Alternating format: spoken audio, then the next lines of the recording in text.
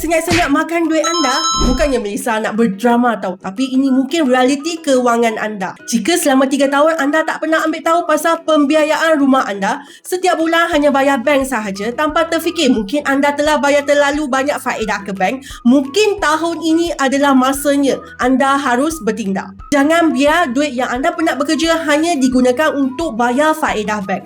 Sebab setiap tahun bank mungkin akan ada perubahan dari segi kadar faedah.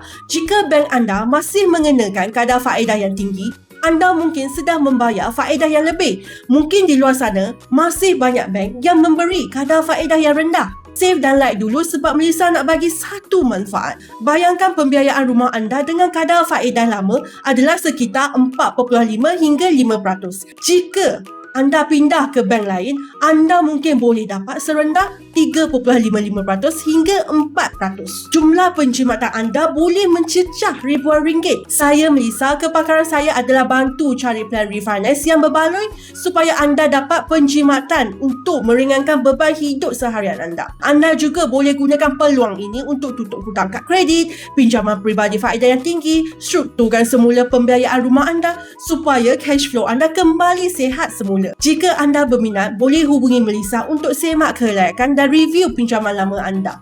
Jangan biar poket terus bocor setiap hari. Follow Melissa for more tips.